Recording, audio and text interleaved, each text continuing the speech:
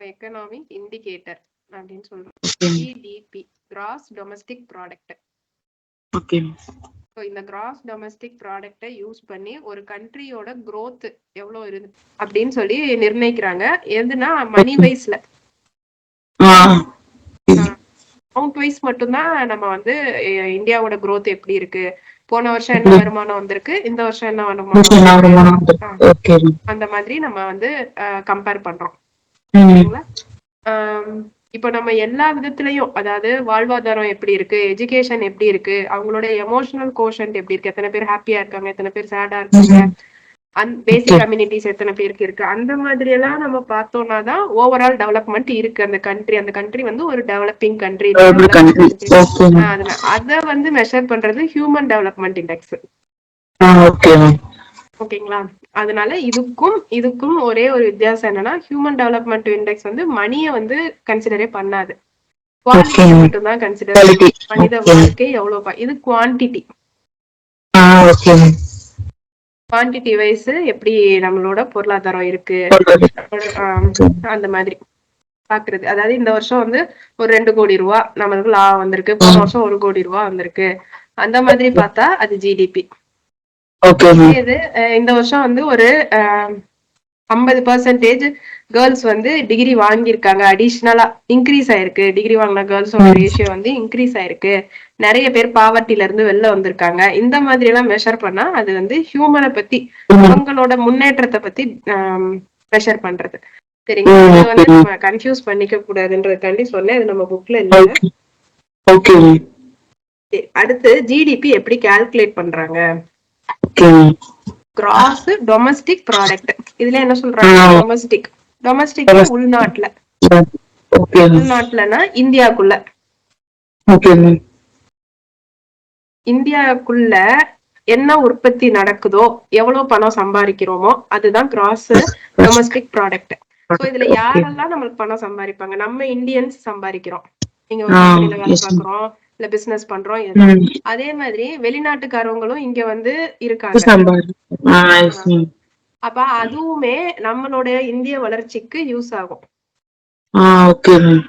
இப்ப இன்ஃபோசிஸ் கம்பெனில, இப்ப நம்ம எப்படி ஃபாரின் கம்பெனிஸ்ல போய் வேலை பாக்குறோம், அது மாதிரி இன்ஃபோசிஸ் கம்பெனில ஃபாரின்ல இருந்து ஒருத்தர் வந்து வேலை பாக்குறான்னா, அவன் வேலை பாக்குறதுனால இன்ஃபோசிஸ் கம்பெனிக்கு ரெவென்யூ வரும். இன்ஃபோசிஸ்க்கு ரெவென்யூ வந்துச்சு அப்படின்னா அது வந்து டைரக்டா இந்தியாவுக்கு, ஏன்னா அவன் வந்து அதை டாக்ஸா கட்டுவான் இல்லையா, எத்தனை பர்சன்டேஜ் சொல்லி கவர்மெண்ட்டுக்கு கட்டுவான். அப்ப கம்பெனிக்கு ரெவென்யூ வந்தா கவர்மெண்ட்டுக்கும் ரெவென்யூ வரும். அப்ப ஒரு ஃபாரினரால நம்மளோட இன்கம் வந்து கூடுது. அப்ப இந்தியாவுக்குள்ள இந்தியன்ஸ் ஆகட்டும் இல்ல ஃபாரினர்ஸ் ஆகட்டும், யாருனாலையும் நம்மளுக்கு வருமானம் வந்தா அது வந்து ஜிடிபி. இதுக்கு அடுத்து ஒரு ப்ராடக்ட் இருக்கு. சோ ஜிடிபிய வந்து ஆனுவலா மெஷர் பண்ணுவாங்க, அதாவது வருஷத்துக்கு ஒரு தடவை கால்குலேட் பண்ணுவாங்க, இல்ல குவார்டர்லி 3 மாசத்துக்கு ஒரு தடவை கால்குலேட் பண்ணுவாங்க. பேங்க்ல எல்லாமே குவார்டர்லினா 3 months தாங்க. ஓகேங்களா? நீங்க ஸ்கூல்ல மட்டும்தான் 4 மாசம், ஒரு குவார்டர் 4 months. அதாவது அகாடமிக் இயருக்கு 4 monthsங்க, ஃபினான்ஷியல் இயருக்கு 3 months தான். Okay ma'am. சரிங்க. அடுத்து ஒரு ப்ராடக்ட் இருக்கு, அது வந்து என்னதுன்னா ஜிஎன்பி, கிராஸ் நெட் ப்ராடக்ட். சரிங்களா? இது வந்து என்னன்னா நெட் அப்படின்னா இதுல யார நம்ம விளக்க போறோம்னா இந்த ஃபாரினர்ஸோட இன்கம் விளக்க போறோம். ஜிடிபி கண்டுபிடிச்சிட்டோங்க, ஜிடிபி நமக்கு தெரிஞ்சிருச்சு, ஒரு 10 கோடி இருக்கு, ஒரு 10,000 கோடி இருக்கு, ஏதோ ஒரு ஜிடிபி. அதுல இருந்து ஃபாரினர்ஸ் மூலமா ரெவென்யூ வந்திருக்குல்ல, அத வந்து மைனஸ் பண்ணிரணும். அது ஜிடிபில அது சேர்ந்தே இருக்கு. ஜிடிபில வந்து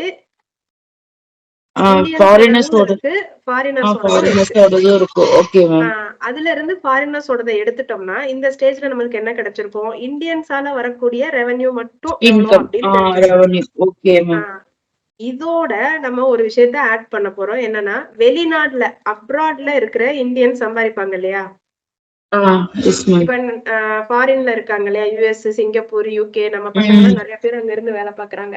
அவங்க சம்பாதிக்கிற பணத்தை இந்தியாவுக்கு தானே கொண்டு வராங்க, அவங்க ஃபேமிலி கொடுக்குறாங்க, அவங்களுக்கு கொடுக்குறாங்க. அதாவது அவங்க செய்யற செயல்னால அந்த ஃபாரின் கம்பெனி வளருது.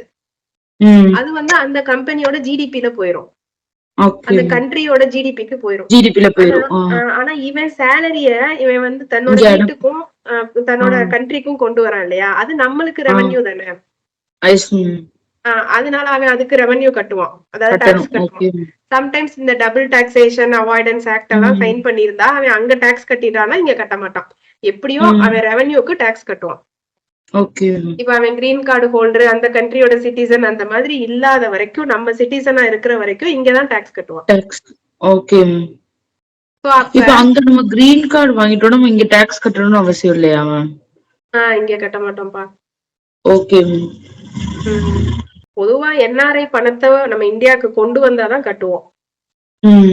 இங்க வந்து ரெமிட்டன்ஸ் அனுப்புவாங்க, அதுக்கு அது ரெமிட்டன்ஸ் வந்து அவங்க அப்பா அம்மாக்கு அந்த மாதிரி அந்த லிமிட்டுக்குள்ள வச்சு அனுப்புவாங்க.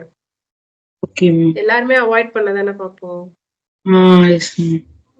சோ இது வந்து எனக்கு அது ரொம்ப கிளியரா தெரியல எப்படி டாக்ஸ் பே பண்ணுவாங்க அந்த மாதிரி. ஆனா அந்த அவனோட சேலரி வந்து நம்ம கண்ட்ரியோட இன்கம்ல தான் எடுத்துக்கிறோம். அப்ப இந்த ஜிஎன்பின்றது பியூர்லி இந்தியன்ஸோட இன்கம். ஓகேங்களா? அதாவது பிரசன்ட் கண்ட்ரில இருக்கிற இந்தியன்ஸ் பிளஸ் ஃபாரின்ல இருக்கிற இந்தியன்ஸ் ரெண்டு பேரோட இன்கம் சேர்த்தா உங்களுக்கு வந்து ஜிஎன்பி கிடைக்கும். ஓகே. அதோட ஃபார்முலா வந்து ஜிடிபில இருந்து ஃபாரினர்ஸோட இன்கம் மைனஸ் பண்ணிட்டு நம்ம ஃபாரின்ல இருக்கிற இந்தியன்ஸோட இன்கம் வந்து ஆட் பண்ணிக்கணும். Okay ma'am. சரிங்களாங்க? அடுத்தது வந்து ஒண்ணு இருக்கு. சோ இதுக்கு கரெக்டான ஃபார்முலா, அதாவது இதுதாங்க புரிஞ்சுக்கிறதுக்கு இந்த ஃபார்முலா வச்சுக்கோங்க. கரெக்டான ஃபார்முலா வந்து GDP plus net factor income. அதாவது இது புரியாதுன்றதுனாலதான் இதை நான் முதல்ல சொல்லல. Okay ma'am. Net factor income from abroad, இது புரியாது, ரெண்டாவது ஞாபகமும் இருக்காது நம்மளுக்கு. ஓகே. சரிங்க. அடுத்தது என்டிபின்னு ஒண்ணு இருக்குங்க, நெட் டொமஸ்டிக் ப்ராடக்ட். ஓகே. முதல்ல வந்து கிராஸ் டொமஸ்டிக் ப்ராடக்ட் பார்த்தோம். இப்ப நெட் டொமஸ்டிக் ப்ராடக்ட். நம்ம சேலரி ஸ்லிப் வாங்கின உடனே 2 காலம் இருக்குங்க நம்ம சேலரி ஸ்லிப்ல. எங்க நீங்க வேலைக்கு போனாலும் 2 காலம் இருக்கும். ஒண்ணு வந்து ஏர்னிங்ஸ் இருக்கும், இன்னொன்னு வந்து டிடக்ஷன்ஸ் அப்படின்னு இருக்கும். அதுல வந்து உங்களோட பிஎஃப், லோன் ஏதாவது வாங்கி இருந்தீங்கன்னா, அதுக்கப்புறம் உங்களோட இஎஸ்ஐ ஏதாவது நம்ம கட்டுறோம் அந்த மாதிரி ஏதாவது கட்டி வைக்கிறோம் அப்படின்ற மாதிரி இருந்துச்சுன்னா, இல்ல சொசைட்டில ஒரு சிலர் டெபாசிட் போட்டிருப்பாங்க, இல்ல லோன் எடுத்திருப்பாங்க, ஏதோ ஒண்ணு இந்த மாதிரி இல்லாத விஷயங்கள் ரைட் சைடு இருக்கும். ஏர்னிங்ஸ்ல வந்து உங்களுக்கு எவ்வளவு சேலரி கிரெடிட் ஆச்சு, அப்புறம் உங்களோட டிஏ ஏதாவது கொடுத்திருந்தாங்கன்னா, போனஸ் ஏதாவது போட்டிருந்தாங்கன்னா, அதாவது வரவு ஒரு பக்கம் செலவு ஒரு பக்கம், அவ்வளவுதான். சோ இந்த வரவு பக்கம் ஒரு பேலன்ஸ் வந்திருக்கும் இல்லையா, அத வந்து கிராஸ் சேலரி அப்படின்னு சொல்லுவோம். அதாவது டோட்டல் சேலரி. இந்த செலவு பக்கம் இருக்கிறத கிராஸ் டிடக்ஷன் சொல்லுவோம். அதாவது டோட்டல் டிடக்ஷன்ஸ் எவ்வளவு வருது. இப்ப டேக் ஹோம் சேலரி எவ்வளவு அப்படின்னு நிறைய பேர் கேட்டு கேள்விப்பட்டிருப்பீங்க. டேக் ஹோம் சேலரி எவ்வளவு அப்படின்னு கேட்பாங்க.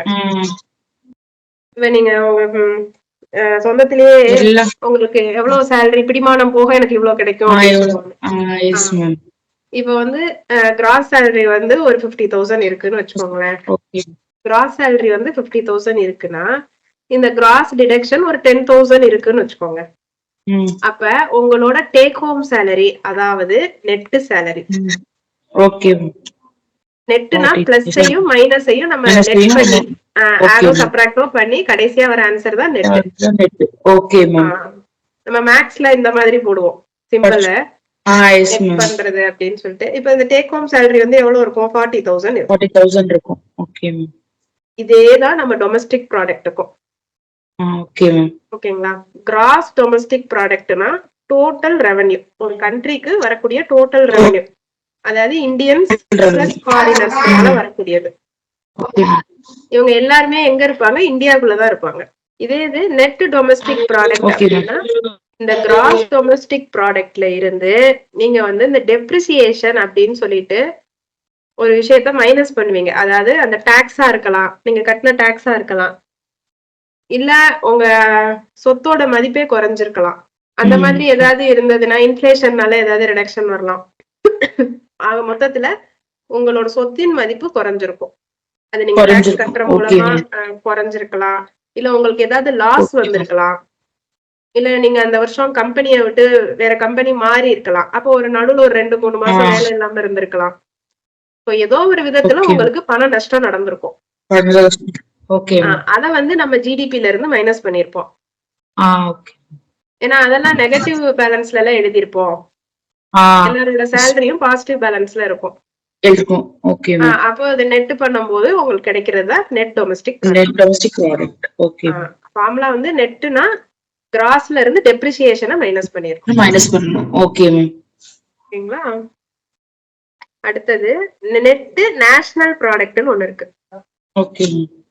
நம்ம வந்து கிராஸ் நேஷனல் ப்ராடக்ட் அப்படி பார்த்தோம்லங்க, ஜிஎன்பி பார்த்தோம். அதாவது இந்தியன் சிட்டிசன், இந்தியால இருக்கிறவங்களும் ஃபாரின்ல இருக்கிறவங்களும் சம்பாதிக்கிற பணம். அப்ப நெட் நேஷனல் ப்ராடக்ட்னா அதுவும் அதே மாதிரிதான். ஜிஎன்பில இருந்து டெப்ரிசியேஷனை நீங்க வந்து மைனஸ் பண்ணணும். ஓகேங்களா? இன்னொன்னு வந்து என்ன இருக்குன்னா net national product at factor cost. Factor காஸ்ட்னா உற்பத்தி விலையிலேயே. அதாவது நீங்க ஃபேக்டரியில எவ்வளவு ரூபாய்க்கு இத வந்து தயார் பண்றீங்களோ அதே விலை. அதுதான் அட் ஃபேக்டர் காஸ்ட். நெட்னு வந்துட்டாலே டெப்ரிசியேஷன் எடுத்து விட்டுருங்க. கிராஸ்ல இருந்து நம்ம டெப்ரிசியேஷனை கழிச்சிட்டோம்னா நெட் கிடைச்சிரும். Net at factor cost. ஃபேக்டர்னா ஃபேக்டரினே ஞாபகம் வச்சுக்கோங்க. ஃபேக்டரியில உற்பத்தி பண்ணுவோம். அப்ப நம்மளுக்கு உற்பத்தி பண்ணும் போது நீங்க டாக்ஸ் கட்ட மாட்டீங்க. உற்பத்தி பண்ணி வெளியில விக்க வரும்போதுதான் நீங்க வந்து டாக்ஸ் கட்டுவீங்க. அப்ப ஃபேக்டரி காஸ்ட் வந்து எப்படி இருக்கும், ஃபேக்டர் காஸ்ட் வந்து எப்படி இருக்கும் அப்படின்னா உங்களோட மார்க்கெட் பிரைஸ். அதாவது நீங்க வித்துட்டீங்க. இப்ப நீங்க ஒரு பெண் உற்பத்தி பண்ணிருக்கீங்க, அத 10 ரூபான்னு விலை நிர்ணயம் பண்ணி விக்கிறீங்க.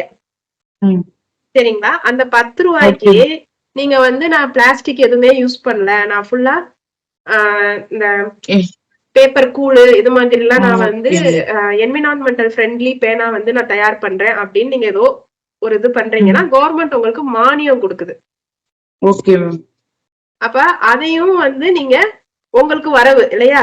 மார்க்கெட் பிரைஸும் உங்களுக்கு 10 ரூபாய்க்கு நீங்க வித்தா வரவு, அதுல சப்சிடிஸ் கவர்மெண்ட் ஏதாவது கொடுத்தா அதுவும் உங்களோட வரவு. இது போக நீங்க ஏதாவது டாக்ஸ் கட்டுறீங்க அப்படின்னா அது உங்களோட செலவு.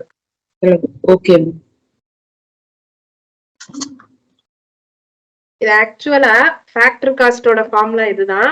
ஆனா ஆக்சுவலா நம்ம மார்க்கெட் பிரைஸ் கண்டுபிடிக்கிறதுக்கு தான், அப்பதான் அந்த கதை கரெக்டா வரும். ஃபேக்டரியோட காஸ்ட், அதாவது நீங்க ப்ரொடக்ஷன் காஸ்ட்ங்க அது.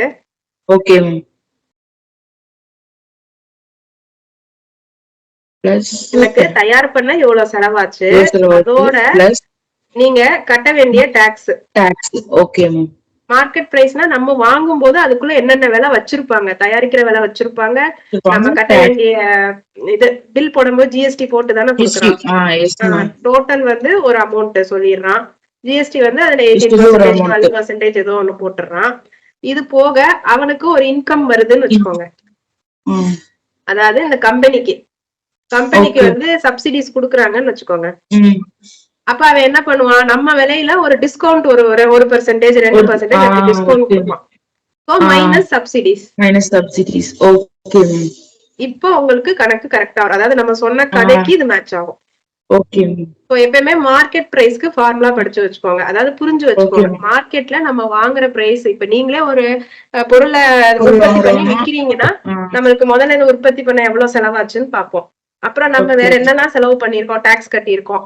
அப்ப டாக்ஸோட இதையும் இதுல செலவாதான் ஏத்துக்குவோம். டிரான்ஸ்போர்டேஷன் பண்ணிருக்கோம்னா அதையும் நம்ம செலவுல சேர்த்துக்குவோம்.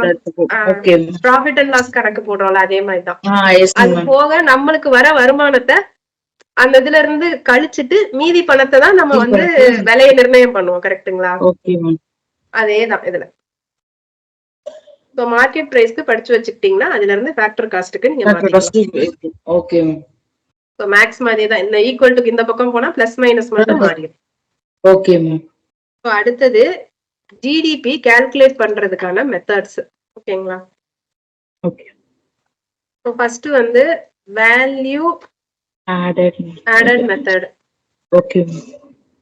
ஸோ ரெண்டாவது வந்து இன்கம் மெத்தட். ஓகே. மூணாவது வந்து எக்ஸ்பெண்டிச்சர் மெத்தட். இப்ப இந்த 3 மெத்தடும் என்ன சொல்லுது அப்படின்றத பார்ப்போம். ஸோ வேல்யூ ஆடட் எல்லாம் இதுக்கு இன்னொரு பேர் வந்து product method. So value added அப்படின்னா ஒவ்வொரு, அதாவது இப்ப நீங்க வந்து ப்ரொடக்ஷன் ஸ்டேஜ் ஒரு காரை ப்ரொடியூஸ் பண்றீங்கன்னா அதுக்கு ஸ்பேர் பார்ட்ஸ் எல்லாம் ப்ரொடியூஸ் பண்ணுவீங்க. இந்த ஸ்பேர் பார்ட்ஸ் துரு பிடிக்காம இருக்க நீங்க ஒரு ஸ்டீல் அலாயோ ஒரு பெயிண்டோ ஏதோ குடுக்குறீங்க. ஓகேங்களா? அப்ப இந்த இடத்துல இந்த டிபார்ட்மெண்ட், அதாவது ஸ்பேர் பார்ட்ஸ் ப்ரொடக்ஷன் டிபார்ட்மெண்ட்ல இருந்து அடுத்து அசம்பிளி டிபார்ட்மெண்ட்டுக்கு அனுப்புறாங்கன்னு வச்சுக்கோங்க. இது வந்து என்னதுங்க, ப்ரொடக்ஷன் டிபார்ட்மெண்ட். இப்ப வந்து அந்த கார் செய்யறதுக்கு அசம்பிள் பண்ணுவாங்க. முதல்ல தனித்தனியா ஸ்பேர் பார்ட்ஸ் செஞ்சிருவாங்க. அதுக்கப்புறம் எல்லாத்தையும் போல்ட் நட்டு வச்சு டைட் பண்ணுவாங்க. இதுதான் அசம்பிளி டிபார்ட்மெண்ட் நடக்கிறாங்கன்னா இந்த ப்ரொடக்ஷன் டிபார்ட்மெண்ட் ஒரு ரேட் போட்டுதான் அசம்பிளி டிபார்ட்மெண்ட்டுக்கு அனுப்புவாங்க. ஓகே. இப்ப வந்து கதவு அப்படின்னா ஒரு கதவு 1 லட்சம் ரூபாய் அப்படின்னு சொல்லி அனுப்பும். சோ இப்ப இந்த அசம்பிளி டிபார்ட்மெண்ட் இந்த 1 லட்சம் ரூபாய் கொடுத்துதான் ஒரு கதவை வாங்கும். ஓகேங்களா? இப்ப என்ன ஆகுதுன்னா இந்த இடத்துல இந்த ஸ்பேர் பார்ட்ஸுக்கு அவங்க பெயிண்ட் அடிச்சது எல்லாத்துக்குமே தான் இங்க காசை வச்சுட்டாங்க. அதெல்லாம் சேர்த்துதானே அவங்க 1 லட்சம் ரூபாய் டிட்டர்மைன் பண்ணிருக்காங்க. இப்ப அசம்பிளி டிபார்ட்மெண்ட்ல கார் முடிஞ்சதுக்கு அப்புறம் பெயிண்டிங்க்கு அனுப்புறாங்கன்னு வச்சுக்கோங்க. அப்ப இவன் என்ன பண்ணுவான், இவன் அசம்பிள் பண்ணும் போது நான் அந்த அந்த லூப்ரிகன்ட் எல்லாம் நிறைய போட்டிருக்கேன், அதனால நட்டெல்லாம் வந்து துருப்பிடிக்காது, டைட் ரொம்ப இதாகாது, ஸ்கிராச் ஆகாது, இந்த மாதிரி ஏதோ ஒரு வேல்யூ அடிஷன் பண்ணிருந்தானா அதுக்கும் இவன் சார்ஜ் பண்ணுவான். அப்ப இந்த 1 lakhல இருந்து எதுவுமே குறைய போறது இல்ல. இங்கேயும் அவங்க வேல்யூ அடிஷன் பண்ணிட்டாங்க. இங்க அந்த 1 lakh கூட ஜாஸ்தியா தான் இன்னும் ஏதோ இது பண்ண போகுது. அப்ப நம்ம புது புது ஃபெசிலிட்டிஸ் ஆட் பண்ண அந்த பிரைஸ் வந்து இன்க்ரீஸ் ஆயிட்டே போகும். சோ வேல்யூ ஆடட் அப்படின்றது எப்படி கண்டுபிடிப்போம்னா இந்த இடத்தோட அவுட்புட்டுக்கும் இந்த இடத்தோட இன்புட்டுக்கும் என்ன டிஃபரன்ஸ் இருக்கு. அதுதான் நம்மளோட வேல்யூ அடிஷன். இப்ப இவன் வந்து இதை 80,000க்கு தான் இந்த டோரோட விலையா இருக்கும். இவன் என்ன பண்ணுவான், நான் வந்து ஸ்பேர் பார்ட்ஸ் வந்து பெயிண்ட் பண்ணிருக்கேன் அப்படின்னு சொல்லிட்டு ஒரு 20,000 கூட்டி 1 லட்சம். இப்ப இந்த 20,000 இவன் வந்து என்ன சொல்லுவான், இல்ல நான் வந்து 80,000க்கு தான் வாங்குவேன் அப்படின்னு சொல்லுவான். இல்லங்க நாங்க ஒரு வேல்யூ அடிஷன் பண்ணிருக்கோம் அப்படின்னு சொல்லிட்டு இவன் அந்த வேல்யூ அடிஷனுக்கான ரேட்டு 20,000 வச்சிருப்பான். சோ இந்த 80,000க்கும் இந்த 1 லட்சத்துக்கும் இருக்கிற டிஃபரன்ஸ் அந்த 20,000 தான் வேல்யூ அடிஷன். அப்ப இந்த இடத்துல இவன் ஒரு வேல்யூ அடிஷன் பண்ணும்போது இவன் இந்த 80,000த்துல அதை ஆட் பண்ண மாட்டான். ஆக்சுவல் ரேட் 80,000 தானே, அதுல ஆட் பண்ணாம இவன் எந்த ரேட்டுக்கு வாங்கினான், 1 லட்சம் ரூபாய்க்கு வாங்கினான், அதுலதான் அவன் வந்து வேல்யூ அடிஷனோட ரேட்டை பண்ணுவான். அப்ப அந்த 20,000 ரூபாய் ஒவ்வொரு இடத்துலயும் இன்க்ரீஸ் ஆயிட்டே போயிட்டே இருக்கும். இதுக்கான ஃபார்முலா வந்து எழுதிக்கோங்க. Value added is equal to value of output minus value of intermediate goods. ஓகேங்களா? அதாவது அவுட்புட்னா ஆக்சுவல் ரேட். இந்த எக்ஸாம்பிள் ஞாபகம் வச்சுக்கோங்க, அதனாலதான் நான் எக்ஸாம்பிள் சொல்றேன். உங்களுக்கு கான்செப்ட் மறந்தாலும் உங்களுக்கு எக்ஸாம்பிள் ஞாபகம் இருந்துச்சுன்னா நம்மளுக்கு அது ஞாபகம் வந்துரும் கான்செப்ட். அதனால வேல்யூ ஆஃப் அவுட்புட்ல இருந்து அவுட்புட் வந்து ஆக்சுவலா நம்ம எவ்வளவுக்கு வித்திருக்கோம், 1 லட்சம் ரூபாய்க்கு வித்திருக்கோம். 80,000 ரூபாய் இல்லைங்க, 1 லட்சம் ரூபாய். வேல்யூ ஆஃப் அவுட்புட் வந்து 1 லட்சம் ரூபாய். அதுல இருந்து நீங்க இன்டர்மீடியேட் குட்ஸ் வந்து வேல்யூ ஆடட் தாங்க 20,000 ரூபாய். 20,000 ரூபாய்க்கு தானே நம்ம ஸ்பேர் பார்ட்ஸ் ஆட் பண்ணிருக்கோம், அதாவது பெயிண்ட் அடிச்சிருக்கோம். வேல்யூ ஆடட் தான் 20,000 ரூபாய். வேல்யூ ஆஃப் அவுட்புட் வந்து 1 லட்சம் ரூபாய். வேல்யூ ஆஃப் இன்டர்மீடியேட் குட்ஸ் வந்து 80,000 ரூபாய். சரிங்களாங்க? ஆனா வேல்யூ ஆடட் அப்படின்றது நீங்க அடிஷ்னலா ஏதோ ஒரு விஷயம் நார்மலா இருந்தா மாத்தி பண்றீங்க, அதுக்கு நீங்க எவ்வளவு சார்ஜ் பண்றீங்களோ அதுதான் வேல்யூ ஆடட். இன்னொன்னு வந்து என்னன்னா, நம்மளுக்கு எல்லாம் ரொம்ப லேடிஸ்க்கு பிடிச்சது வந்து இந்த சாப்பாடு விஷயம் இல்லையா? இப்ப நீங்க பெரிய ஸ்டார் ஹோட்டல் போனீங்க, இந்த இங்க போனீங்கன்னா அவன் வந்து கை கழுவ விட மாட்டான் நம்மள. அவனே வந்து ஒரு பவுல் எடுத்துட்டு வருவான். ஒரு பவுல்ல லெமன் குத்தி ஒரு வாட்டர் வந்து எடுத்துட்டு வருவான், டவல் கொண்டு வருவான். நீங்க அங்க கை கழுவுனீங்கன்னா 150 ரூபா. நீங்களா எந்திரிச்சு கை கழுவுனீங்கன்னா அந்த 150 ரூபா போட மாட்டான். சாப்பிடுறதுக்கு முன்னாடி ஒரு 150 ரூபா, சாப்பிட்டதுக்கு அப்புறம் ஒரு 150 ரூபா, மொத்தத்துல 300 ரூபா கை கழுவுறதுக்கு மட்டும். ஓகேங்களா? இது வந்து என்னது, இதுதான் வேல்யூ ஆடட். Okay ma'am. நார்மலா நீங்களே போய் கழி கழிட்டு வந்து சாப்பிடுறது நார்மல். இப்ப அடிஷனலா ஒரு விஷயம், அது நமக்கு வேணுமோ வேணாமோ அடிஷனலா ஒரு விஷயம் பண்றான், அதுக்கு ஒரு சார்ஜ் பண்றான். இதுதான் வந்து இன்டர்மீடியேட் வேல்யூ. இதுதான் வந்து வேல்யூ அடிஷன். அப்ப இந்த ஆன்சர் வரணும்னா உங்களுக்கு வேல்யூ ஆஃப் அவுட்புட் என்ன இருந்திருக்கணும்? 1 lakh இருந்திருக்கணும். வேல்யூ ஆஃப் இன்டர்மீடியேட் குட்ஸ்னா நீங்க வேல்யூ ஆட் பண்றதுக்கு முன்னாடி வந்த goods, original price. Okay ma'am. அது வந்து 80,000 ரூபாய். Okay ma'am. அப்பனா உங்களுக்கு 20,000 ரூபாய் வரும். ஓகேங்களா? சரிங்க. அடுத்தது வந்து இதுக்கு வேல்யூ ஆடட் மெத்தடுக்கு வேற பேர்கள். இப்ப அவங்க வேல்யூ ஆடட் மெத்தட்னு ஒரு क्वेश्चन கேட்காம வேற எந்த பேர்ல கேட்டாலும் இதே கான்செப்ட் தான். ஓகே. இதுக்கு வந்து ப்ராடக்ட் மெத்தட்னு பேரு. இன்வென்ட்னா net output method. Okay ma'am. அடுத்தது inventory method. Okay ma'am. So இந்த வேல்யூ ஆடட் மெத்தடோ இல்ல இந்த ப்ராடக்ட் மெத்தடோ எப்படியோ ஒரு மெத்தடு, இந்த மெத்தட் மூலமா தான் நம்ம வந்து இண்டஸ்ட்ரிய பிரிக்க ஆரம்பிச்சோங்க. இந்த மெத்தடுக்காண்டிதான் இண்டஸ்ட்ரி எல்லாம் முதல்ல பிரிக்க ஆரம்பிச்சோம். அதாவது agri industry, communication industry, steel industry, transport industry அப்படின்னு சொல்லி இண்டஸ்ட்ரிய செக்ரிகேட் பண்ண ஆரம்பிச்சது இந்த வேல்யூ மெத்தடை யூஸ் பண்ணிதான், இதோட கால்குலேஷன் காண்டிதான். அடுத்தது இன்கம் மெத்தடுங்க. ஸோ இன்கம் அப்படின்னா உங்களுக்கு ஒரு பிசினஸ்ல 4 விஷயத்துல இருந்து இன்கம் வரும். ஓகேங்களா? ஒண்ணு வந்து லேண்ட். நீங்க லேண்ட் வச்சிருந்தீங்கன்னா அத வந்து அதுக்கு யாராவது ரெண்ட் எடுத்துக்கிருவாங்க, இல்ல அதுல ஒரு பில்டிங் கட்டி நீங்க வாடகைக்கு விடலாம், அந்த மாதிரி ஏதாவது. லேபரா இருந்தீங்கன்னா அவங்களுக்கு சேலரி கிடைக்கும். கேபிட்டலா இருந்துச்சுன்னா அவங்களுக்கு வந்து அதுக்கான இன்ட்ரெஸ்ட் கிடைக்கும். இப்ப நான் வந்து உங்க பிசினஸ்ல இன்வெஸ்ட்மெண்ட் மட்டும் பண்றேன், கேபிட்டல்னா இன்வெஸ்ட்மெண்ட் தான். ஓகே. மூலதனம். சோ நான் இன்வெஸ்ட்மெண்ட் மட்டும் பண்றேன் அப்படின்னா நீங்க எனக்கு ஒண்ணு ஒரு ஷேர் ஆஃப் ப்ராஃபிட் கொடுப்பீங்க, இல்ல அதுக்கான வட்டி கொடுப்பீங்க, ஏதோ ஒரு இன்கம் எனக்கு கிடைக்கும். சரிங்களா? அடுத்து நான் வந்து அந்த பிசினஸோட ஓனரா இருக்கேன், ஆண்டர்பிரனரா இருக்கேன். என்டர்பிரனர்னு எழுதினாலும் சரி, இல்ல ஓனர்னு எழுதினாலும் சரி, எனக்கு என்ன கிடைக்கும்? மொத்த ப்ராஃபிட் கிடைக்கும். ப்ராஃபிட் கிடைக்கும். ஓகே.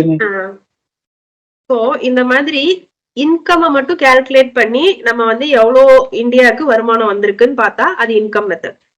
ஓகே. அப்ப லேண்டுக்கு ரெண்ட் கிடைக்கும், லேபருக்கு சேலரி கிடைக்கும், கேபிட்டலுக்கு இன்ட்ரெஸ்ட் கிடைக்கும், இவங்களுக்கு ப்ராஃபிட் கிடைக்கும். Okay ma'am. சோ இத தவிர அதாவது சம்டைம்ஸ் இந்த டாக்டர்ஸ் இருக்காங்க, இல்ல டீச்சர்ஸ் இருக்காங்க, இவங்களுக்குலாம் இதோட மிக்சர் ஆஃப் இன்கம்ஸ் இருக்கும். இப்ப டாக்டர் வந்து நல்லா சொத்து வச்சிருந்தானா அவன் ஒரு பில்டிங்க ரெண்ட்டுக்கு விட்டுருப்பான். இதே அவன் கவர்மெண்ட் டாக்டரா இருந்தானா அங்க சேலரி வேற கிடைக்கும். ஓகேங்களா? இவன் வந்து சும்மா இருக்காம இவன் ஒரு ஹாஸ்பிட்டல் கட்டுவான், அதுல இன்வெஸ்ட்மெண்ட் பண்ணிருப்பான், அதுல இன்ட்ரெஸ்டும் வந்திருக்கும். இவன் ஒரு கிளினிக் வச்சிருப்பான் பார்ட் டைம்ல, அப்ப அதுல எனக்கு ப்ராஃபிட் வேற கிடைக்கும். அப்ப இந்த 4க்கு கீழயும் அவருக்கு வந்து இன்கம் காமிக்கணும். இப்ப டீச்சரா இருந்தாலும் அப்படிதான், அவங்க வந்து டியூஷன் எடுக்கலாம், அப்புறம் ஒரு கவர்மெண்ட் ஸ்கூல்ல வேலை பார்க்கலாம். இப்ப இவங்களும் ஏதாவது சொத்து வச்சிருந்தாங்கன்னா பில்டிங் ஏதாவது வாடகைக்கு விடலாம். சோ இவங்களுக்கும் பல மோட்ஸ் ஆஃப் இன்கம் இருக்கு. சோ அத வந்து அந்தந்த ஹெட் கீழே கவர்மெண்ட் வந்து செக்ரிகேட் பண்ணி கால்குலேட் பண்ணிக்கலாம். ஓகேங்களா? சோ இன்கம் மட்டும் வச்சு பாக்குறது. சோ அப்ப கிராஸ் நேஷனல் ப்ராடக்ட் அது வந்து என்னதுன்னா காம்பன்சேஷன் ஆஃப் எம்ப்ளாயிஸ். காம்பன்சேஷன் அப்படின்னா எம்ப்ளாயிஸ்க்கு கொடுக்குற சேலரின்னு அர்த்தம். ஓகே.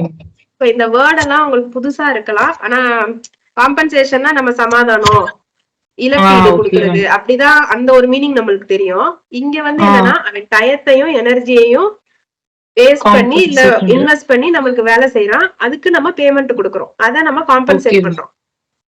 அதனால காம்பன்சேஷன் ஆஃப் எம்ப்ளாயிஸ்னா salary of employees. Okay. So அந்த எம்ப்ளாயிஸ் பிளஸ் ஆப்ரேட்டிங் சர்ப்ளஸ் அப்படின்னா அவனுக்கு பிசினஸ்ல கிடைக்கிற ப்ராஃபிட். ஸோ இதுக்கெல்லாம் நான் ஏன் புக்கோட வார்த்தை சொல்லி மீனிங் சொல்றேன்னா உங்களுக்கு கொஸ்டின் பேப்பர்ல இந்த வேர்டு தாங்க வரும். Okay ma'am. ஏன்னா அது அந்த டெக்னிக்கல் டேர்ம்ஸ் சொல்றாங்கல்ல, எஸ் மேம். அவங்க வந்து ப்ராஃபிட்னு சொல்ல மாட்டாங்க, ஆப்ரேட்டிங் சர்ப்ளஸ் தான் சொல்லுவாங்க. நீங்க பேலன்ஸ் ஷீட் படிக்கும் போதும் அப்படிதான் இருக்கும். Okay ma'am. ஆப்ரேட்டிங் டெபிசிட் அப்படின்னா லாஸ்ன்னு அர்த்தம், ஆப்ரேட்டிங் சர்ப்ளஸ்னா ப்ராஃபிட்னு அர்த்தம். ஸோ அடுத்தது மிக்சட் இன்கம். மிக்சட் இன்கம்னா இந்த எக்ஸாம்பிள் வந்து டாக்டர்ஸ் அண்ட் டீச்சர்ஸ் தான். ஓகேங்களா? அப்ப நார்மலா சேலரி, அப்புறம் நம்மளுக்கு வர ப்ராஃபிட், அதுக்கப்புறம் மிக்சட் இன்கம், இதெல்லாம் சேர்த்தாதான் கிராஸ் நெட் ப்ராடக்ட். ஸோ இதுல இன்னும் நீங்க டீடைலா பார்க்கணும் அப்படின்னா, அதாவது இந்த காம்பன்சேஷன் ஆஃப் எம்ப்ளாயிஸ்ல எது எது இருக்கும் அப்படின்னு பாத்தீங்கன்னா, ரெண்ட், சேலரிஸ், டிவிடன்ஸ், பத்திரங்கள் வாங்கியிருந்தா அதுக்கு ஏதாவது இன்ட்ரெஸ்ட் கொடுப்பாங்க இல்லையா, பாண்ட் ஏதாவது வாங்கியிருந்தீங்கன்னா அதுக்கு கவர்மெண்ட் ஒரு இன்ட்ரெஸ்ட் பே பண்ணும். இப்ப கிசான் விகாஸ் பத்திரம் எல்லாம் போஸ்ட் ஆபீஸ்ல வாங்குவோம்ல, அதுக்கு ஒரு இன்ட்ரெஸ்ட் கொடுக்குறாங்கன்னு நம்ம சொல்றோம். ஆக்சுவலா அந்த இன்ட்ரெஸ்ட்டுக்கு அவங்க யூஸ் பண்ற பேர் வந்து டிவிடெண்ட். ரெண்டுமே வட்டி தாங்க, கூப்பிடுற பேர் மட்டும் வேற. இப்ப வீட்டுல வந்து நம்மளுக்கு அம்முன்னு செல்ல பேர் இருக்கும், ஓகேங்களா? வெளியில ஸ்கூலுக்கு போனோடனே ஆதிலட்சுமின்னு இருக்கும் நம்ம பேரு. அது மாதிரி ஒரே ஆளுதான், வேற வேற பேர், அவ்வளவுதான். அதே மாதிரி இன்ட்ரெஸ்ட கடன் பத்திரங்களுக்கு கொடுத்தாங்கன்னா அது பேர் வந்து அவங்க டிவிடெண்ட் அப்படின்னு சொல்லுவாங்க. நம்ம வந்து லோக்கலா எனக்கு இன்ட்ரெஸ்ட் வந்திருக்கு அப்படின்னு சொல்லுவோம். அது போக மிக்சட் இன்கம்ஸ், அது போக நம்மளுக்கு எஃப்டி, ஆர்டி இல்ல நம்ம பண்ணிருக்கிற இன்வெஸ்ட்மெண்ட்டுக்கான இன்ட்ரெஸ்ட், இந்த இது, அப்புறம் ப்ராஃபிட், அப்புறம் டைரக்ட் டாக்ஸ். ஏன்னா நம்ம இப்ப கவர்மெண்ட் சைடு இருந்து பாத்துக்கிட்டு இருக்கோம், கரெக்ட்டுங்களா? நீங்க வந்து இண்டிவிஜுவல் யூஸ் பண்ணி ஜிஎன்பி பண்ண மாட்டோம். இப்ப எனக்கு வந்து ஜிஎன்பி கால்குலேட் பண்ண மாட்டோம். இப்ப நம்ம வந்து இந்தியாவுக்கு வந்து கால்குலேட் பண்ணிட்டு இருக்கோம். எல்லாருக்கும் கிடைக்கிற ரெண்ட், எல்லாருக்கும் கிடைக்கிற சேலரி, எல்லாருக்கும் கிடைக்கிற டிவிடெண்ட், எல்லாருக்கும் கிடைக்கிற மிக்சட் இன்கம், இன்ட்ரெஸ்ட், ப்ராஃபிட், அது போக கவர்மெண்ட்டுக்கு டாக்ஸ் கட்டுவாங்க, டைரக்ட் டாக்ஸ் கட்டுவாங்க, இன்டைரக்ட் டாக்ஸ் கட்டுவாங்க, பிளஸ் டெப்ரிசியேஷன் அதாவது தேய்மானம் அப்படின்னு சொல்லிட்டு அதுவும் கட்டுவாங்க. அது போக net income at factory cost, அதாவது ப்ரொடக்ஷன், அதாவது டெப்ரிசியேஷனும் நெட் இன்கம் அட் ஃபேக்டரி காஸ்டும் சேர்ந்ததாங்க மார்க்கெட் பிரைஸ். ஓகேங்களா? அதுவுமே அவனுக்கு ப்ராஃபிட் தான் இல்லையா, கடைக்காரனுக்கு ப்ராஃபிட், டாக்ஸ் கட்ட போறோம்.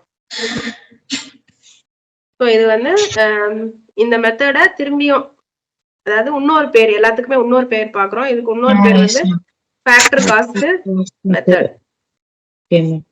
அடுத்தது எக்ஸ்பெண்டிச்சர் மெத்தட். எக்ஸ்பெண்டிச்சர் அப்படின்னா நம்ம எவ்வளவு செலவு பண்றோம், அவ்வளவுதாங்க. இப்ப இதுல எவ்வளவு இன்கம் வந்திருக்குன்றத பார்த்தது இன்கம் மெத்தடு. நம்ம என்னென்ன விஷயத்துக்கு எவ்வளவு செலவு பண்றோம் அப்படின்னு பாக்குறது வந்து எக்ஸ்பெண்டிச்சர் மெத்தடு. இத வந்து அவுட்லே மெத்தட் அப்படின்னு கூட சொல்லுவாங்க. அவுட் லே, அவுட்னா வெளியில, லேனா குடுக்குறது. இப்ப எவ்வளவு நம்மள விட்டு வெளியில போகுது.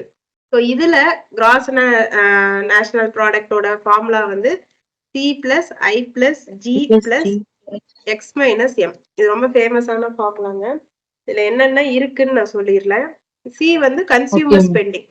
கன்சியூமர்னா நம்மள மாதிரி பால் வாங்குறது, மதிய பொருள் வாங்குறது, நியூஸ் பேப்பர் வாங்குறது, இந்த மாதிரி சின்ன சின்ன ரீட்டைலா நம்ம வாங்குறோம் இல்லையா, நுகர்வோர் செய்யற செலவு. ஐ வந்து இன்வெஸ்ட்மெண்ட். இன்வெஸ்ட்மெண்ட் பண்ணாலும் நம்மள்ட்ட இருந்து பணம் போகுது இல்லையா. இன்ட்ரெஸ்ட், அதாவது அதுல இருந்து வர வருமானம் வந்து இன்ட்ரெஸ்ட் இல்ல அதுல ஒரு ஷேர் இல்ல ப்ராஃபிட் ஏதாவது கிடைக்கும், அது நம்மளுக்கு இன்கம் மெத்தட்ல போயிடும். அது நம்ம வாங்குறோம், கரெக்ட்டுங்களா? நீங்க ஒரு 10,000 ரூபாய் இல்ல 10 லட்சம் ரூபாய் நீங்க டெபாசிட் போடணும் அப்படின்னா உங்க கையில இருந்து பணத்தை கொடுக்கணும். அப்ப அது எக்ஸ்பெண்டிச்சர், உங்க கையில இருந்து போகுது. நீங்க ஒரு பொருளை வாங்கணும்னா கையில இருந்து பணம் கொடுக்க போறீங்க, அது வந்து கன்சியூமர் எக்ஸ்பெண்டிச்சர். ஆனா இதே இது நீங்க பண்ண அந்த 10 லட்சம் ரூபாய்க்கு உங்களுக்கு மாசம் ஒரு 1000 ரூபாய் கிடைக்குதுன்னு வச்சுக்கோங்க. அத வந்து நீங்க ரிசீவ் பண்றீங்க, கரெக்ட்டுங்களா? வாங்குறீங்க அந்த இன்ட்ரெஸ்ட். அப்ப அது உங்களுக்கு வருது. 10 லட்சம் ரூபாய் கொடுத்துருக்கீங்க, 1000 ரூபாய் வாங்குறீங்க, உங்களுக்கு வர்றதுனால அது இன்கம் மெத்தட்ல இன்ட்ரெஸ்ட்ல காட்டிடுவாங்க. ஓகேங்களா? இது வந்து இன்வெஸ்ட்மெண்ட் உங்கள்ட்ட இருந்து போயிருக்கு, என்ன இருந்தாலும் உங்க பணம் தாங்க, ஆனா இப்போ உங்க கையில இல்ல. அடுத்தது ஜி வந்து என்னதுன்னா கவர்மெண்ட் ஸ்பெண்டிங்ஸ், கவர்மெண்ட் ரோடு போடுறதுக்கு. Okay ma'am. இது வந்து ஜிஎன்பி, இதுவும் வந்து நம்ம இந்தியாவை பேஸ் பண்ணி தான் கனெக்ட் பண்ணணுங்க. இதுல வந்து ஒவ்வொருத்தரும் எவ்வளவு செலவு பண்ணிருக்காங்கன்னு கால்குலேட் பண்ணுவாங்க, ஒவ்வொருத்தவங்களும் எவ்வளவு இன்வெஸ்ட் பண்ணிருக்காங்க. ஆமா, ஓவராலா இந்தியா எவ்வளவு இன்வெஸ்ட் பண்ணிருக்கு. இந்தியா வந்து ஸ்ரீலங்கால போய் இன்வெஸ்ட் பண்ணிருக்கோம், இல்ல ஒரு டேம் கட்டுறேன் அப்படின்னு சொல்லிட்டு நேபாளோட சேர்ந்து நிறைய டேம்ஸ் கட்டி இருக்கு, அதுல இன்வெஸ்ட்மெண்ட் பண்ணிருக்கோம். ஆனா அதுக்கு வந்து அவங்க என்ன சொல்லிருப்பாங்கன்னா, இந்த டேம் மூலமா இவ்வளவு எலக்ட்ரிசிட்டி நீங்க ஜெனரேட் பண்ணி எங்களுக்கு கொடுக்கணும் அப்படின்னு சொல்லிருப்பாங்க. இந்த டேம நாங்க கட்டி கொடுத்துடுறோம், லீஸ்க்கு விடுற மாதிரி தாங்க, நாங்க கட்டி கொடுத்துடுறோம், நீங்க இவ்வளவு எலக்ட்ரிசிட்டி ஜெனரேட் பண்ணி எங்களுக்கு கொடுங்க. அது ஒரு டைப் ஆஃப் இன்வெஸ்ட்மெண்ட் இல்லையா?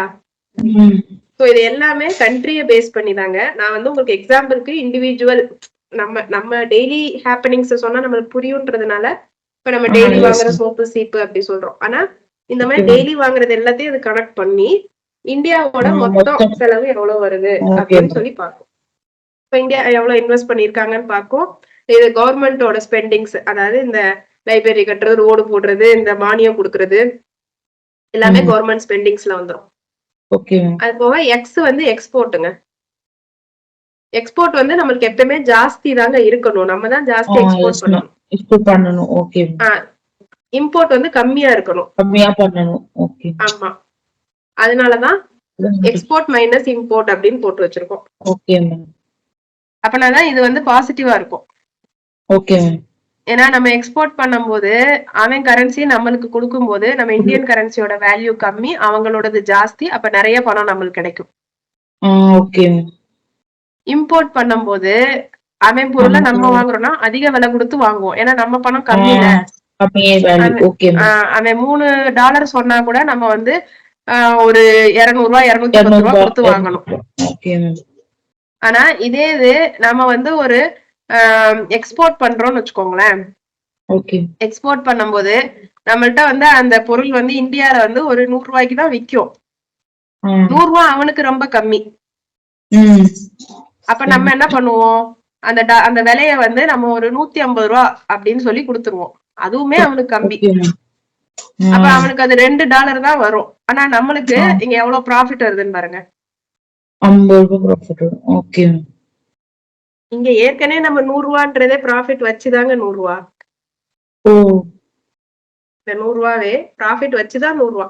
ஏன்னா அவனுக்கு அது நம்ம எவ்வளவு காசு நம்ம வந்து இந்த $100 ப்ராடக்ட நம்ம வந்து $500 கொடுத்தா கூட அவனுக்கு அது சீப் தான், அவனுக்கு அது $4 தான். ஆனா நம்மளுக்கு வந்து அதனாலதான் நிறைய எக்ஸ்போர்ட் பண்ண சொல்றாங்க. இந்த விஷயத்தினாலதான் சைனா வந்து அவன் கரன்சியோட வேல்யூவை ஏத்தவே மாட்டான். இப்ப நம்ம டெய்லியும் கரன்சி எக்ஸ்சேஞ்ச் பார்க்கும்போது இன்னைக்கு ஒரு $US விலை அப்படின்னு சொல்லி $70, $68 அப்படிலாம் பாக்குறோம்ல. ஏன் எப்பயுமே $US நம்ம கம்பேர் பண்றோம்? சைனாவோட ரென்மென்பி, கொஞ்சம் பெரிய கண்ட்ரிஸோட கரன்சி எல்லாம் ஸ்டாட்டிக் ஜிகேங்க, அது கொஞ்சம் பார்த்து வச்சுக்கோங்க. இப்ப யூஎஸ்க்கு வந்து நிறைய இம்போர்ட் பண்ணாதான் நல்லது, ஏன்னா அவன் கரன்சி வேல்யூ ஜாஸ்தி. நம்மளுக்கு வந்து நிறைய எக்ஸ்போர்ட் பண்ணாதான் நல்லது, ஏன்னா நம்ம கரன்சி வேல்யூ கம்மி. இதுல இன்னும் ஒரே ஒரு இம்பார்ட்டன்டான பாயிண்ட் இருக்கு. என்னன்னா இதுல நீங்க கால்குலேஷன் பண்ண போகும்போது டெப்ரிசியேஷனை மைனஸ் பண்ணிடணும். இப்ப ஒரு அமௌண்ட் வந்திருக்கும், அதாவது உங்க பில்டிங்கோட வேல்யூ வந்து $1,00,000 அப்படின்னு இருக்குன்னா 3 வருஷமா அது வந்து $10,000 குறைஞ்சு $30,000. அப்ப நீங்க கால்குலேஷனுக்கு $70,000 தான் எடுத்துக்கணும். டெப்ரிசியேஷனை மைனஸ் பண்ணிடணும், அதுக்கப்புறம் நீங்க கட்டின டாக்ஸ் எல்லாம் மைனஸ் பண்ணிடணும். அதே மாதிரி நீங்க ஏதாவது செகண்ட் ஹேண்ட் குட்ஸ் வாங்கியிருந்தீங்கன்னா அதையெல்லாம் இதுல சேர்க்க கூடாது. அதுக்கப்புறம் பாண்டு, ஷேரு இதெல்லாம் நீங்க பர்ச்சேஸ் பண்ணிருக்கீங்க அப்படின்னா அதையும் சேர்க்க கூடாது, ஏன்னா அதெல்லாம் இன்வெஸ்ட்மெண்ட் தான், எக்ஸ்பெண்டிச்சர்ல வராது. டிரான்ஸ்பர் பேமெண்ட்ஸ், அதாவது நீங்க பே பண்ற மாதிரி, இப்ப நீங்க உங்க கம்பெனி இதுக்கு சேலரி கொடுக்கறது, அதாவது கவர்மெண்ட் வந்து சேலரி போடுறது, பென்ஷன் கொடுக்கறது, சப்சிடி கொடுக்கறது, ஸ்காலர்ஷிப் கொடுக்கறது, அதையெல்லாம் இதுல சேர்க்க கூடாது. இவ்வளவு டீப்பா கேட்க மாட்டாங்க. சம்டைம்ஸ் ஏதாவது வந்துருச்சுன்னா. ஓகே. ஏன்னா இதெல்லாம் எக்ஸ்பெண்டிச்சர் இல்லங்க, இதெல்லாம் அத்தியாவசியமா நீங்க செய்ய வேண்டியது. ஓகே. இத வந்து நம்ம எக்ஸ்பென்சஸ்ல கொண்டு வர முடியாது. ஓகே. சோ இப்ப எந்த மெத்தட் யூஸ் பண்ணி நேஷனல் இன்கம் கண்டுபிடிக்கிறாங்க அப்படின்னா, ஃபர்ஸ்ட் நம்ம பார்த்த வேல்யூ ஆடட் மெத்தடையும் செகண்ட் பார்த்த இன்கம் மெத்தடையும் தான் யூஸ் பண்றாங்க. ஓகே. அடுத்தது ஜிடிபி ப்ரெடிக்ஷன். இப்போ ஜிடிபியை ப்ரெடிக்ட் பண்ணலாம், அதாவது எவ்வளவு நம்ம growth இருக்கும் அப்படின்னு சொல்லிட்டு முன்கூட்டியே சொல்லுவாங்க. இந்த வருஷம் எக்ஸ்பெக்ட் பண்றோம் அப்படின்ற மாதிரி சொல்லுவாங்க. அத வந்து ரேட்டிங் ஏஜென்சிஸ் சொல்லுவாங்க. இப்ப யார் வேணாலும் இப்ப நான் வந்து சொல்றேன் அப்படின்னா நம்ப மாட்டாங்க இல்லையா? இதே ஆர்பிஐ கவர்னர் சொன்னாங்கன்னா நம்புவாங்க. சோ அப்ப வந்து அந்த மாதிரி ரேட்டிங் ஏஜென்சிஸ், அதாவது இதுல வெல்வர்ஸ்டா இருக்கிறவங்க சொல்லணும். அப்ப இந்த மாதிரி நம்மளுக்கு மார்க் போடுறது, அதாவது இவ்வளவு growth இருக்கும் அப்படின்னு சொல்றவங்க வந்து நம்மள ரேட் பண்றாங்க, மார்க் போடுறாங்க. அதனால அது பேர் வந்து ரேட்டிங் ஏஜென்சி. இதுல நேஷனல் ஏஜென்சிஸும் இருக்காங்க, இன்டர்நேஷனல் ஏஜென்சிஸும் இருக்காங்க. ஓகேங்களா? ஓகே. சோ நேஷனல் ஏஜென்சிஸ் வந்து FICCI அதுல இருக்கு. Federation of Indian chambers of commerce and industry.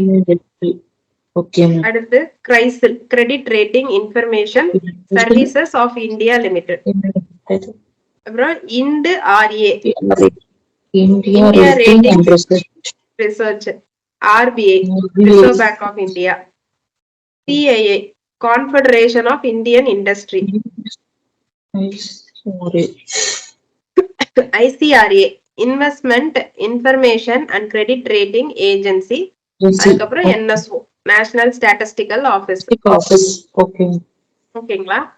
அடுத்து நாளைக்கு உங்களுக்கு என்ன ஹோம்வொர்க்னா, இவங்கெல்லாம் 2023 to 24 நம்மளோட growth எவ்வளவு இருக்குன்னு சொல்லியிருக்காங்க, 23ல எவ்வளவு இருக்குன்னு சொல்லியிருக்காங்க. 23 to 24லயும் 23ல மட்டுமா? 23யும். Okay ma'am. ஓகேங்களா? ஏன்னா இது வந்து மார்ச் வரைக்கும் 23 இருக்குல்ல. Yes ma'am. இது வந்து April to March. Okay ma'am. இப்போ இந்த குவார்டர், இந்த லாஸ்ட் குவார்டர்ல சொல்லுவாங்க. இது நிறைய பேர் சொல்லியிருக்க மாட்டாங்க. இப்போ வந்து இந்த ஃபிகர் வந்து கிடைக்கும். 22 to 23 ஃபிகர் வந்து கிடைக்கும். ஓகே. சோ இதுல இந்த இதெல்லாம் எவ்வளவு சொல்லியிருக்காங்கன்னு நோட் பண்ணி வச்சுக்கோங்க. ஏன்னா அது வந்து நம்மளுக்கு குழப்புங்க. ஏன்னா எல்லாருமே கிட்டத்தட்ட ஒரே மாதிரி தான் சொல்லிருப்பாங்க. 6.1, 6.25, 6.3 அந்த மாதிரி பக்கத்துல சொல்லியிருப்பாங்க. அதனால அது ஒரு 2-3 தடவை நம்ம திருப்பி திருப்பி பார்த்தாதான் நம்மளுக்கு அது புரியும், ஞாபகம் வச்சுக்க முடியும். அடுத்து இன்டர்நேஷனல் ஏஜென்சிங்க. இன்டர்நேஷனல் வந்து ஃபிட்சும் மூடிஸும் தாங்க ரொம்ப ஃபேமஸ். ஃபிட்சும் மூடிஸ். ஓகே. அடுத்தது S&P, ஸ்டாண்டர்ட் அண்ட் புவர் இருக்காங்க பாருங்க. ஓகே. ஓகேங்களா? அதுக்கு அடுத்து IMF, வேர்ல்ட் பேங்க்கும். IMF.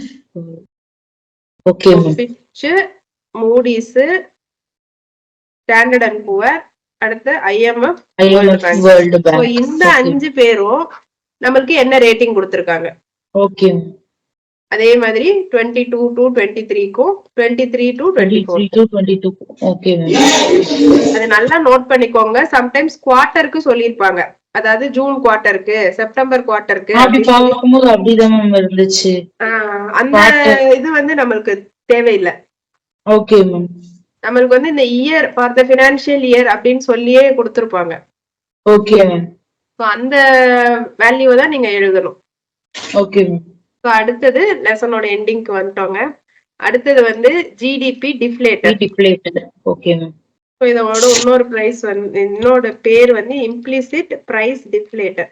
சோ இது வந்து என்ன பண்ணுது அப்படின்னா, பிரைஸ் சேஞ்ச் இருக்குல்லங்க, விலை ஏறுது, ஏற்ற இறக்கத்தை மெஷர் பண்ணுங்க. ஓகேங்களா? இந்தியாக்குள்ள ஒரே பொருளுக்கு விலை ஏறி இறங்கி இருக்கும். அது எவ்வளவு தூரம் ஏறி இருந்துச்சு, எவ்வளவு தூரம் இறங்கி இருந்துச்சு அப்படின்னு சொல்லி ஒவ்வொரு வருஷத்துக்கும் ஒரு பினான்சியல் இயருக்கு கால்குலேட் பண்ணுவாங்க. இத வச்சு ஒவ்வொரு இயரும் நம்ம கம்பேர் பண்ணிக்கலாம். அதாவது போன வருஷம் தக்காளி 40 ரூபாய்க்கு வித்துச்சு, இந்த வருஷம் 60 ரூபாய்க்கு விக்குது அப்படின்னா இந்த வருஷம் 20 ரூபாய் கூடி இருக்கு. Okay ma'am. அப்ப எதனால கூடி இருக்கு? டிமாண்ட் அதிகமா இருக்கா, இல்ல சப்ளை கம்மியா இருக்கா, சப்ளை கம்மியா இருக்குமா? Okay ma'am. விளைச்சலே இல்ல, அந்த மாதிரி என்ன ரீசன் அதுக்கு அடுத்து கண்டுபிடிப்பாங்க. Okay ma'am. சோ இதுதான் டிஃப்ளேட்டர். அடுத்தது green GNP. Okay ma'am. So green GNP அப்படின்னா என்னதுன்னா, நம்ம சுற்றுச்சூழலை எவ்வளவு மாசுபடுத்தி அழிக்கிறோம், சரிங்களா?